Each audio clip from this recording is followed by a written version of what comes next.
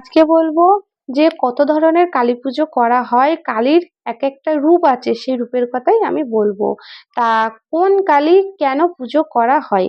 কালী মানেই হচ্ছে শক্তির আরাধনা। তো মা কালী হচ্ছে একদিকে রহস্যের প্রতীক। শক্তি ও মুক্তি থেকেই মা কালীর আশীর্বাদ প্রাপ্ত লাভ করা যায়। ঠিক আছে? তো মা কালীকে বিভিন্ন রূপে পূজিত করে থাকে এবং আমাদের এই ধরাধামে মা কালী বিভিন্ন রূপে আবির্ভূত হন। প্রথম রূপ হচ্ছে মা দক্ষিণা কালী, যেটা হচ্ছে মায়ের সর্বত্র এবং সর্বস্থানে বিরাজমান এবং সর্বকালের জন্য এই দক্ষিণা কালী কিন্তু পূজিত হয়ে থাকে। ২ নম্বর হচ্ছে এটাই হচ্ছে মা কালীর প্রধান রূপ। ২ নম্বর হচ্ছে ভদ্রকালী। ইনি হলেন পাতালের দেবী। তার বিশেষ অঞ্চলে এই দেবীকে পূজিত করা হয়। ভদ্রকালীর আরেক নাম হচ্ছে মহাকালী। ৩য় নম্বর হচ্ছে রক্ষাকালী। তা ইনি হচ্ছেন রক্ষাকালী। ইনি দক্ষিণাকালীরই একটা রূপ, নাগরিক রূপ, যেটা প্রাচীনকালে নগর রক্ষার জন্য এই রক্ষাকালীকে পুজো করা হয়ে থাকে। চতুর্থ হচ্ছে রটম্ভিনী কালী। রটম্বী কালী কি না, যাদের পুত্র সন্তান হয় না, পুত্র সন্তান কাম্যর জন্য বিশেষভাবে এই রটম্বী কালী পূজিত হয়ে থাকে। শাস্ত্র মতে বলা হয়েছে মাঘ মাসের কৃষ্ণ চতুর্দশীর তিথিতে এই রটম্বী কালী আবির্ভূত হন। আচ্ছা, ৫ নম্বর হচ্ছে ফলহারিণী কালী।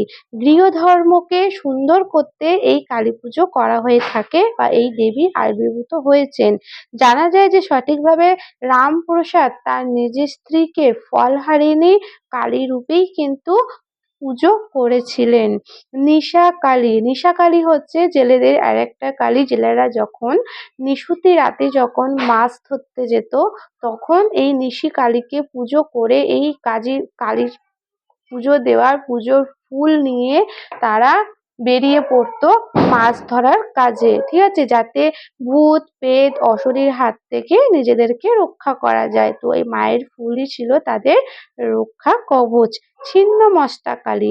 ছিন্নমস্তা কালী কি হয়েছে না, এটা হচ্ছে এই ছিন্নমস্তা কালী হচ্ছে ভয়ঙ্কর কালী। কারণ এই কালী তার নিজের গলা নিজেই কেটে নিজের রক্ত নিজেও পান করেছিলেন, তার সাথে তার ২ সহচরী ডাকিনী আর বর্ণনীকেও পান করিয়েছিলেন।